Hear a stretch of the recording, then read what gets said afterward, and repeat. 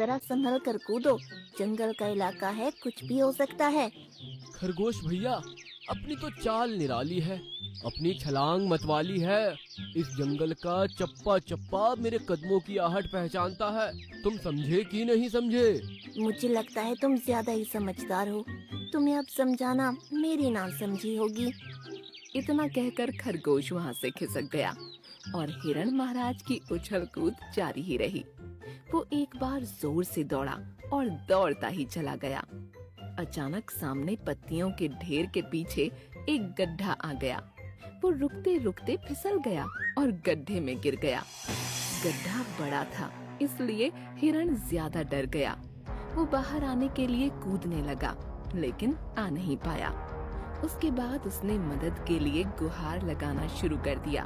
बचाओ, बचाओ, मैं गड्ढे में गिर गया हूँ, निकल नहीं पा रहा हूँ। निकाल लो भाई, इस गरीब की पुकार सुन लो। उस गड्ढे से कुछ दूरी पर एक बंदर आ रहा था।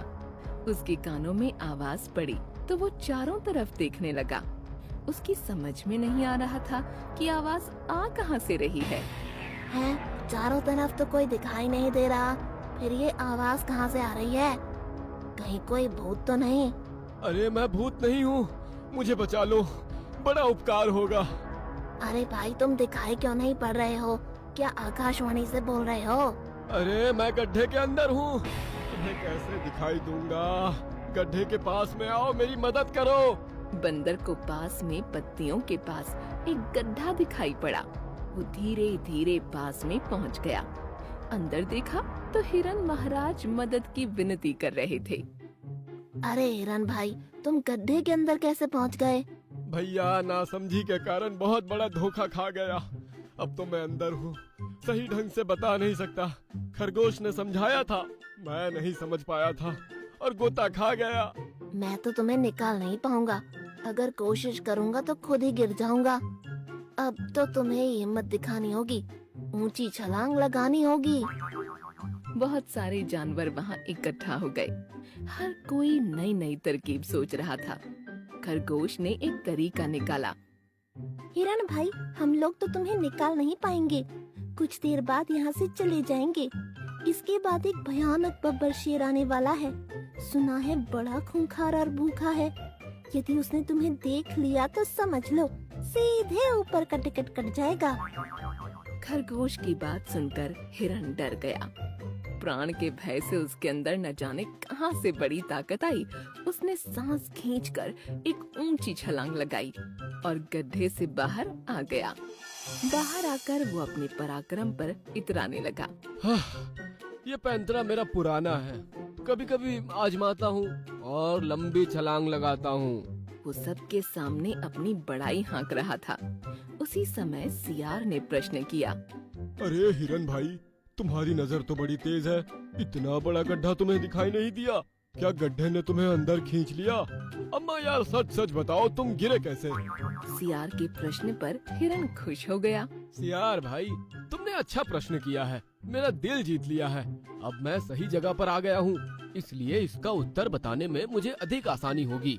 सभी लोग एक तरफ खड़े हो जाओ, मैं बताता हूँ कि मैं गिरा कैसे। हाँ। हिरण पीछे आया और जोर से दौड़ते हुए उसी गड्ढे में कूद गया। इसी तरह मैं गड्ढे में गिर गया था। उसकी इस हरकत से सभी हैरान रह गए। अरे भोंदू, तुमने ये क्या कर दिया? अपने आप को फिर से गिरा लिया। खरगोश भाई, तुम नहीं समझोगे, ये अपना अंदाज है। अभी फिर से छलांग लगाऊंगा और बाहर निकल आऊंगा।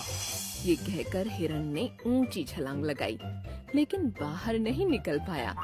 2-3 बार उसने कोशिश की, लेकिन सफल नहीं हुआ। ये हिरण दिमाग से पैदल है, भला कोई गड्ढे में फिर से गिरने का प्रयोग करता है। बार बच गया, फिर अपनी ही मूर्खता से फंस गया। अब तो लगता है यह गड्ढे में ही रह जाएगा। नहीं नहीं, मैं गड्ढे में रहा तो शेर मुझे खा जाएगा।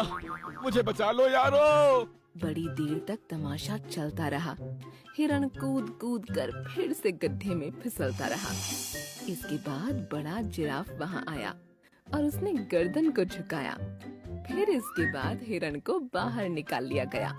गड्ढे में गिरने के प्रयोग की मूर्खता दोबारा मत करना, वरना अंदर ही रह जाओगे।